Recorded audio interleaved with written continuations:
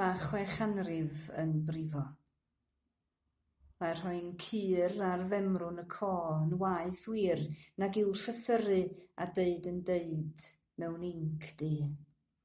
Mae cofio i beidio bod, heb arwyr, yn ddisberod, a gweld ysgrifbyn Owerin aeth heibio fel tain ohebiaeth yn amlen wen man Bethan hiaith, yn ohebu anobaith.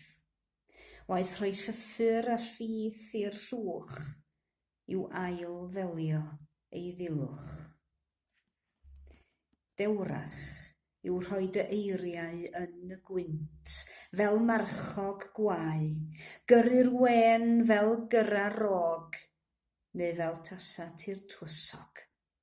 Gair yma i follt fel grym y fall, i herio Harri arall.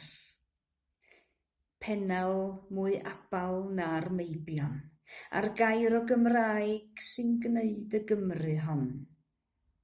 Lle mae gormes, hanes, hen, ag mae och mewn mwg machen. Rho hyn i gyd i rŵn y gwynt, ofer rhyw weddi farw iddynt.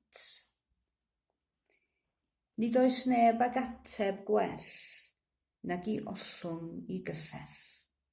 Ildio i sel goch a melyn, a chyhwfan yr hunan fan hyn. Dyma'r rhan sydd mewn hunaniaeth a banner annibyniaeth, y frân wen yn hŵr y frenhiniaeth, y frwynen yng nghors sofraniaeth, un ei thafod yn eithafiaeth, yn fodd i'n hetifeddiaeth. Cyn dial sais, cenedl sydd. Hen Owain, normal newydd.